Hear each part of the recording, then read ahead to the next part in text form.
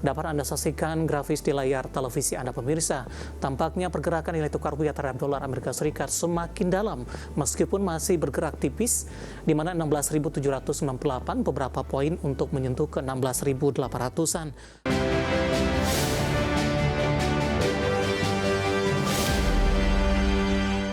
Kita beralih ke informasi indikator perdagangan lainnya pemirsa, di mana rupiah memangkas pelemahan terhadap dolar Amerika Serikat namun masih bertahan di atas level 16.770-an di tengah penantian rilis data ekonomi terbaru Amerika Serikat.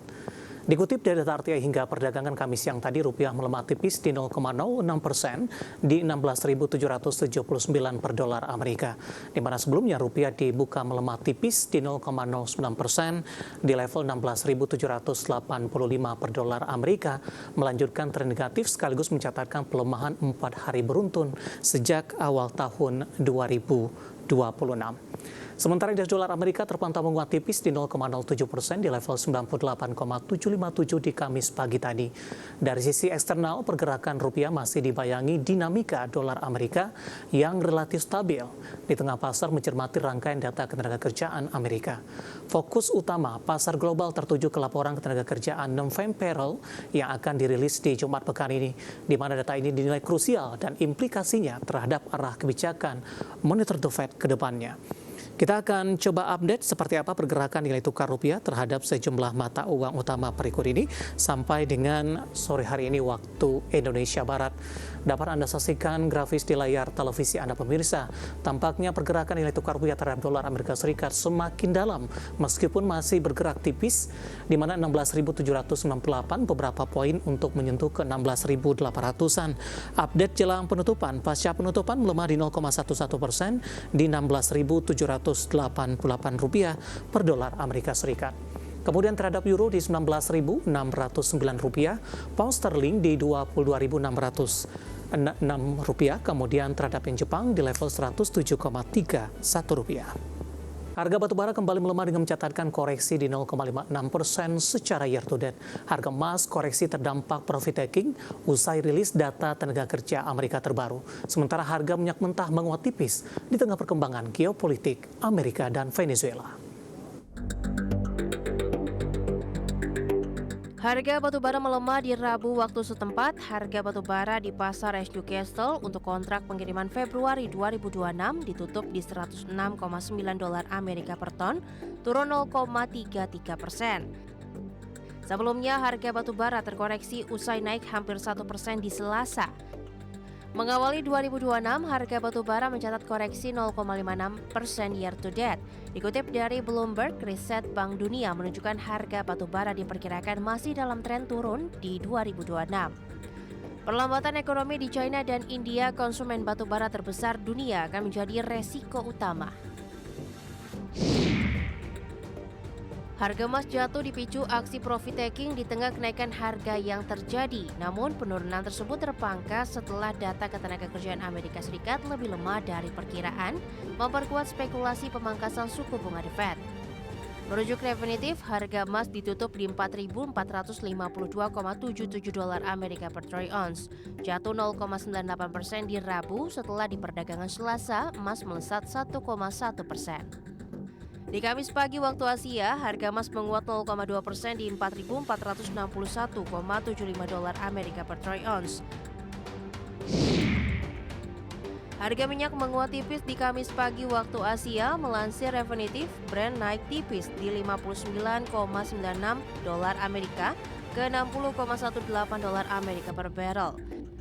WTI Amerika di 56,20 dolar Amerika per barrel, menguat dari 55,99 dolar Amerika per barrel di Rabu. Posisi ini masih jauh lebih rendah dibanding akhir Desember Brent di 62,38 dolar Amerika per barrel di 23 Desember 2025. Sementara WTI turun dari 58,38 dolar Amerika per barrel ke kisaran 56 dolar Amerika di periode yang sama, mencerminkan tekanan dari sisi sentimen pasokan global. Berbagai sumber, IDX Channel. Kita akan coba update seperti apa pergerakan harga komoditas global sampai dengan sore hari ini waktu Indonesia Barat. Dapat Anda saksikan grafis di layar televisi Anda pemirsa, di mana minyak WTI menguat di 0,39% di level 56,21 dolar Amerika per barrel. Nikel melemah cukup dalam di 4,09% di level 17.051 dolar Amerika per metric ton, usai mencatatkan rekor di beberapa hari perdagangan lalu. Kemudian emas melemah di 0,42% di 4.443 dolar Amerika per troy ounce, sementara CPO menguat di 0,41% di level Rp4.050 Malaysia per tonnya. Ke informasi emiten pemirsa, raksasa pertambangan dan komoditas Glencore International Ltd menjual 18.281.900 saham PT Trimegah Bangunan Persada Tbk atau NCKL. Dari aksi tersebut, kepemilikan maksud kami saham NCKL oleh Glencore tersisa di 4,51 miliar saham. Berdasarkan keterbukaan informasi di Bursa Efek Indonesia, raksasa pertambangan dan komoditas asal Swiss, Glencore International Ltd menjual 18.281.900 saham PT Trimegah Bangun Persada Tbk atau NCKL di 2 Januari, 5 Januari, dan 6 Januari 2026. Transaksi penjualan saham tersebut dibantu oleh Citibank. Rincian transaksi tersebut diantaranya di 2 Januari 2026, Glencore International Ltd melego 3.281.900 saham. Selanjutnya di 5 Januari 2026, Glencore kembali melepas 5 juta saham.